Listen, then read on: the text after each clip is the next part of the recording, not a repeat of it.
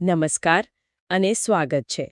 તો આખરે એ જાહેરાત આવી ગઈ છે જેની મને લાગે છે કે ગુજરાતના લાખો યુવાનો રાહ જોઈ રહ્યા હતા. હા, જેની આસપાસ એટલી બધી અટકળો હતી, એટલી બધી ચર્ચાઓ હતી. એ બધી ચર્ચાઓ પર હવે પૂર્ણવિરામ મુકાઈ ગયું છે. ગુજરાત પોલીસ દળની ભરતીની જાહેરાત. બિલકુલ. પણ સાચું કહું તો આ કોઈ અંત નથી. આ તો એક નવી અને કદાચ વધુ અઘરી દોડની શરૂઆત છે. તમે એને દોડ કહો એ બિલકુલ બરાબર છે, કારણ કે આ કોઈ સામાન્ય જાહેરાત નથી. હા, આપણી પાસે જે માહિતી છે એ કોઈ સરકારી પરિપત્ર જેવી નથી. એ એક ખજાનાના નકશા જેવી છે. જેમાં રસ્તો તો છે, પણ સાથે સાથે ઘણી છુપાયેલી શરતો અને પડકારો પણ છે. અને આજે આપણે એ જ છુપાયેલા પડકારોને સમજવાનો પ્રયત્ન કરીશું, કારણ કે આવી ભરતીઓ માત્ર નોકરીની તક નથી. ના, બિલકુલ નહીં. એ રાજ્યની કાયદો અને વ્યવસ્થા સાથે સીધી જોડાયેલી બાબત છે, એટલે એની દરેક વિગતનું મહત્વ છે. તો ચાલો આપણે આ નકશાને ઉકેલવાનું શરૂ કરીએ. સૌથી પહેલા આંકડાઓ પર જઈએ. હા, મુખ્ય આંકડાઓ. અને શરૂઆત કરીએ લોકરક્ષક દળથી, એટલે કે LRDથી. બરોબર.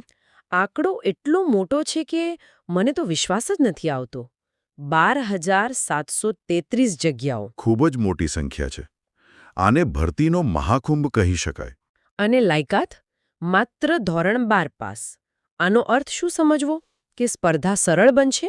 જુઓ, પ્રથમ દૃષ્ટિએ તો એવું જ લાગે કે આટલી બધી જગ્યાઓ છે, તક વધી ગઈ. હા. અને એ સાચું પણ છે. ધોરણ 12 પાસની લાયકાત એટલે ગામડાના યુવાનો માટે પણ દરવાજા ખુલી ગયા. બરાબર. LRD એ પોલીસ તંત્રનો પાયો છે, જેમને આપણે રોજ રસ્તા પર જોઈએ છે. હા. એટલે આ ભરતીથી ગ્રાઉન્ડ લેવલ પર પોલીસની હાજરી ચોક્કસ મજબૂત બનશે. પણ મારો પ્રશ્ન એ જ છે, સ્પર્ધા સરળ બનશે કે વધુ જટિલ?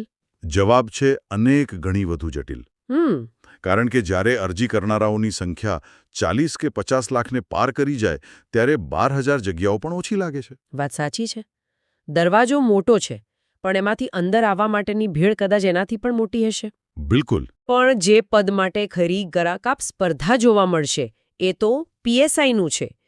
ત્યાં ચિત્ર તદ્દન અલગ છે, નહીં? તદ્દન અલગ. જો LRD ભરતી એક મોટી સેના તૈયાર કરવા જેવી હોય તો PSIની ભરતી એ સેના માટે કુશળ સેનાપતિઓ શોધવા જેવી છે.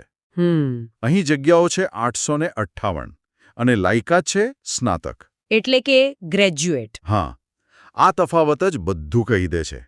PSI પાસે શારીરિક ક્ષમતા તો જોઈએ જ, પણ સાથે બૌદ્ધિક કુશળતા, નેતૃત્વ અને નિર્ણય શક્તિ પણ એટલી જરૂરી છે. એટલે જ સ્નાતકની લાયકાત રાખી છે. ચોક્કસ.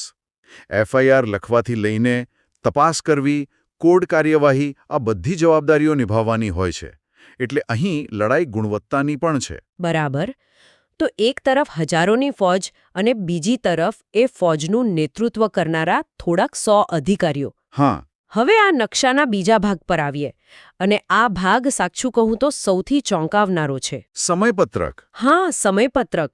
ફોર્મ ભરવાની તારીખ છે 3 ડિસેમ્બર 2025 થી 23 ડિસેમ્બર 2025. ફક્ત 20 દિવસ. ફક્ત 20 દિવસ. મને તો એ જ નથી સમજાતું કે આટલી મોટી ભરતી માટે આટલો ઓછો સમય કેમ? જુઓ, આ ઉતાવળ નથી, આ એક રણનીતિ છે. રણનીતિ? હા. ભરતી બોર્ડ આનાથી પેલો ફિલ્ટર લગાવે છે. જે ઉમેદવારો ખરેખર ગંભીર છે તેઓ પહેલેથી તૈયાર હશે, તેમના બધા ડોક્યુમેન્ટ્સ તૈયાર હશે. ઓકે.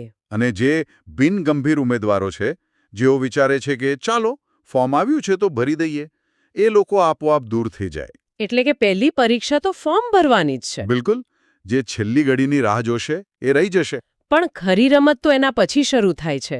શારીરિક કસોટી. હા. એની સંભવિત તારીખ છે ફેબ્રુઆરી 2026નું પહેલું સપ્તાહ. મતલબ કે 30 ડિસેમ્બરે ફોર્મ ભરવાનું પૂરું થાય અને માંડ 40-45 દિવસમાં ગ્રાઉન્ડ પર. આ તો એવું થયું કે દિવાળીની મીઠાઈ પચાવી પણ ન હોય ત્યાં તો મેરેથોન દોડવાની જાહેરાત થઈ ગઈ. અને આ જ આ જાહેરાતનો સૌથી મોટો સંદેશ છે. આ જાહેરાત તૈયારી શરૂ કરવાનો સમય નથી. અચ્છા. આ તો એ લોકો માટે છે જેઓ છેલ્લા 6 મહિના કે 1 વર્ષથી મેદાન પર પડસેવો પાડી રહ્યા છે. તેમના માટે આ આખરી ઓપ આંકવાનો સમય છે. એટલે જે અત્યાર સુધી રાહ જોઈને બેઠા હતા. એ સ્પર્ધા શરૂ થાય પહેલા જ લગભગ બહાર થઈ ગયા છે. આ એક સ્પ્રિન્ટ નથી, મેરેથોન છે. બરાબર. એટલે શારીરિક અને માનસિક રીતે તૈયાર રહેવાનો સમય આવી ગયો છે. ચોક્કસ. તો ચાલો હવે નકશાના એ ભાગ પર જઈએ જ્યાં સૌથી વધુ છુપાયેલા પેંચ છે. એટલે કે પરીક્ષાના નિયમો. હા, ખાસ કરીને પીએસઆઈ માટે કહેવાયું છે કે જૂના નિયમો યથાવત રહેશે. આ જૂના નિયમો શું છે? ચાલો પહેલા 40% વાળા નિયમની વાત કરીએ. આ 40% વાળો નિયમ દેખાવમાં સરળ છે, પણ તે ઘણા હોશિયાર ઉમેદવારોને પણ બહાર કરી શકે છે. કેવી રીતે? નિયમ એ છે કે ઉમેદવારે દરેક પેપરમાં, દરેક વિભાગમાં ઓછામાં ઓછા 40% ગુણ લાવવા ફરજિયાત છે. એટલે માની લો કે કોઈ ઉમેદવાર કાયદામાં 90% માર્ક્સ લાવે, પણ ગુજરાતી વ્યાકરણમાં 39% પર અટકી જાય, તો તે નાપાસ ગણાશે. બસ. બોર્ડને કોઈ એવો નિષ્ણાત નથી જોઈતો જે માત્ર એક વિષયમાં પારંગત હોય. તેમને સંતુલિત જ્ઞાન ધરાવતા ઉમેદવાર જોઈએ છે. Jack of all trades. બિલકુલ. અને હવે એ નિયમ પર આવીએ જેણે ખરેખર ઉમેદવારોની ઊંઘ ઉડાડી દીધી છે. 20 ગણા ઉમેદવારોવાળો નિયમ. હા, પીએસઆઈ મેન્સના પેપર ફક્ત 20 ગણા ઉમેદવારોના જ ચેક થશે. આને જરા સરળ ભાષામાં સમજાવો. આ આખી સ્પર્ધાનું કેન્દ્રબિંદુ છે. ચલો ગણિત સમજીએ. જગ્યાઓ છે 858. હા. એના 20 ગણા એટલે લગભગ 17,160. ઓકે. આનો અર્થ એ છે કે પ્રિલિમિનરી પરીક્ષા લાખો લોકો આપશે, પણ તેમાંથી ફક્ત ટોચના 17,160 ઉમેદવારોના જ મુખ્ય પરીક્ષાના પેપર ચેક થશે. અને બાકીના, ભલે તેઓ પાસ કેમ ન થયા હોય? એ બધા એ જ ક્ષણે સ્પર્ધામાંથી બહાર. બાપરે, પણ આવું કેમ? આ નિયમ પાછલી ભરતીઓના અનુભવમાંથી શીખેલો એક મોટો પાઠ છે. પાછલી ભરતીઓમાંથી? હા. પહેલા લાખો ઉમેદવારોના પેપર તપાસવામાં મહિનાઓ, ક્યારેક વર્ષો નીકળી જતા હતા. ઓહ! આનાથી પ્રક્રિયા ખૂબ લાંબી ચાલતી. આ 20 ગણાનો નિયમ પ્રક્રિયાને ઝડપી અને કાર્યક્ષમ બનાવે છે. પણ સ્પર્ધાને અત્યંત નિર્દયી પણ બનાવી દે છે. ચોક્કસ. હવે માત્ર પાસ થવું પૂરતું નથી. તમારે ટોપર્સની યાદીમાં આવવું પડશે. એક માર્ક, અરે પોઈન્ટ પછીનો આંકડો પણ તમારું ભવિષ્ય નક્કી કરશે. એટલે સામાન્ય તૈયારીથી હવે કામ નહીં ચાલે. ના, તમારે અસાધારણ બનવું પડશે. પણ મને એક વાત નથી સમજાતી. એલઆરડીમાં તો 12,000થી વધુ જગ્યાઓ છે. હા. શું ત્યાં પણ આવા કડક નિયમો રાખવામાં આવશે? એનાથી તો પ્રક્રિયા વધુ જટિલ નહીં બની જાય? તમારો પ્રશ્ન વાજબી છે. અત્યારની માહિતી મુજબ એલઆરડીમાં પણ નિયમો યથાવત રહેવાની સંભાવના છે. એમ. જો કે આપણે સત્તાવાર જાહેરાતની રાહ જોવી જોઈએ. પણ તર્ક એ જ કહે છે કે જ્યારે અરજદારો લાખોમાં હોય ત્યારે કોઈને કોઈ ફિલ્ટર તો રાખવું જ પડે. બરાબર. કદાચ ત્યાં 20 ગણાને બદલે 30 ગણાનો નિયમ હોય. પણ એક વાત નક્કી છે, ત્યાં પણ લડાઈ આસાન નહીં હોય. બિલકુલ. તો આજની આપણી ચર્ચા પરથી જે ચિત્ર સ્પષ્ટ થાય છે એ છે કે આપણી સમક્ષ ગુજરાત પોલીસ દળની એક ઐતિહાસિક ભરતી છે. કુલ 13,500થી વધુ જગ્યાઓ. હા. પણ તેની સાથે જોડાયેલી છે એક અત્યંત કડક સમયમર્યાદા. ડિસેમ્બર 2025માં ફોર્મ ભરવા માટે માત્ર 20 દિવસ. અને ફેબ્રુઆરી 2026માં શારીરિક કસોટી. અને પીએસઆઈ માટે એવા નિયમો જે સ્પર્ધાને સર્વાઇવલ ઓફ ધ ફિટેસ્ટની લડાઈ બનાવી દે છે. આ ખરેખર એક વેકઅપ કોલ છે. ચોક્કસપણે.